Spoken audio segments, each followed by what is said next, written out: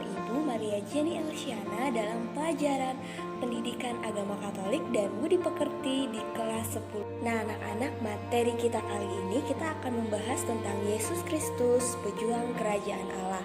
Ibu harap kalian bisa mengikuti pembelajaran dengan baik dan tetap semangat. Nah anak-anak, setelah belajar mengenai kitab suci dan tradisi sebagai sumber iman akan Yesus Kristus, kita diajak untuk memahami lebih lanjut tentang pokok iman Kristiani, yaitu Yesus Kristus.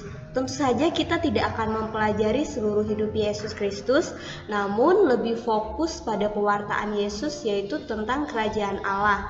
Nah, demi kerajaan Allah, Yesus bersedia menderita, sengsara, dan wafat di kayu salib.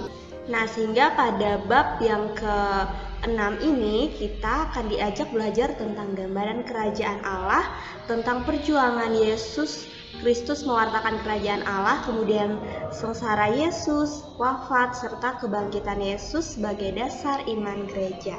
Nah, yang pertama kita akan melihat gambaran kerajaan Allah pada masa Yesus. Kerajaan Allah yang diwartakan oleh Yesus mempunyai latar belakang dan konteks yang begitu luas dalam kanasa sosial politik bangsa Yahudi. Kerajaan Allah yang diwartakan Yesus berbeda dengan yang menjadi perjuangan bangsa Yahudi saat itu. Nah, paham tentang kerajaan Allah pada zaman Yesus sangat mempengaruhi konteks kehidupan orang-orang zaman itu, terutama kebanyakan rakyat Palestina yang sangat tertindas baik secara politis, sosial, ekonomi, maupun religius keagamaannya. Nah anak-anak, maka dapat dipahami alasan orang Yahudi kebanyakan sangat mendambakan kedatangan sang pembebas yang mampu menyelamatkan mereka dari ketertindasan tersebut. Jadi kerajaan Allah yang diperjuangkan oleh Yesus akhirnya tidak dapat dilepaskan dari situasi-situasi yang terjadi dan melingkupi kehidupan bangsa Israel di tengah ketertindasan mereka.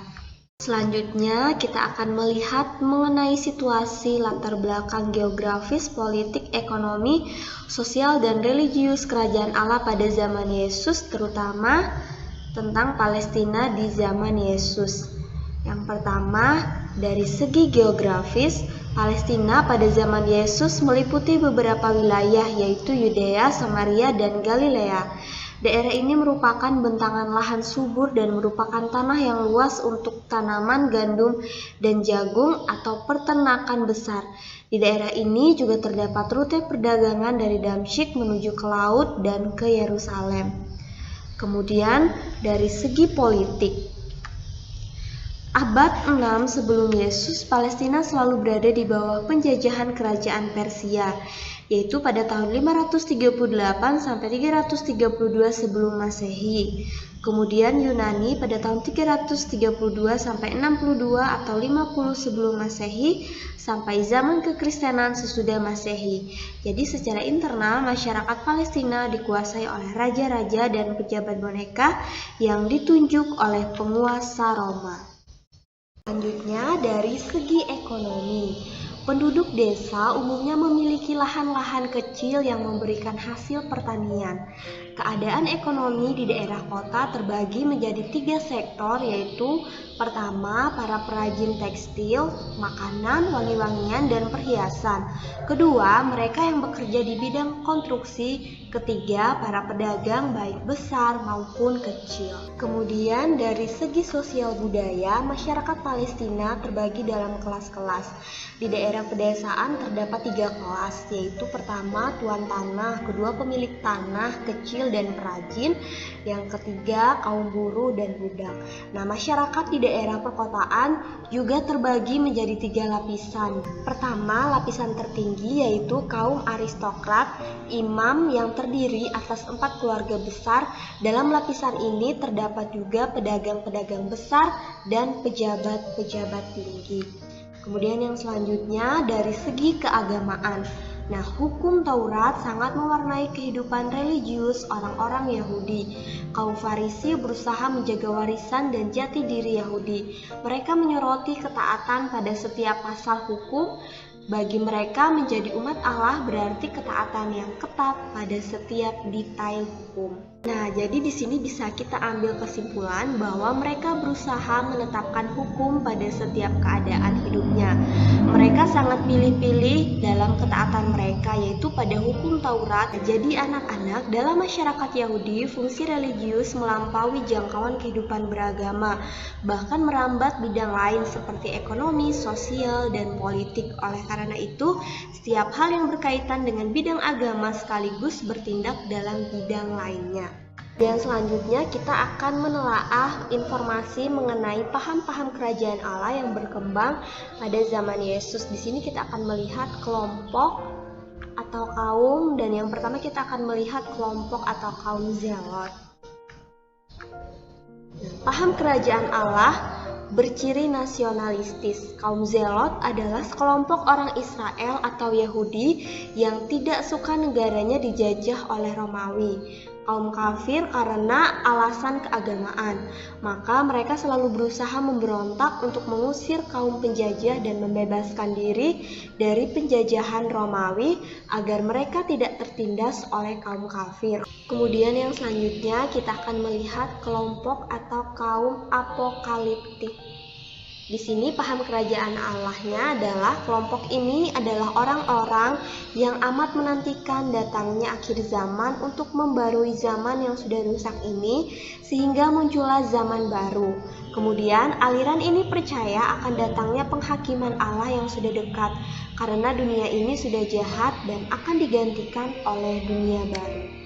Menurut aliran ini, kerajaan Allah adalah sebuah kenyataan yang akan menjadi kenyataan pada akhir zaman.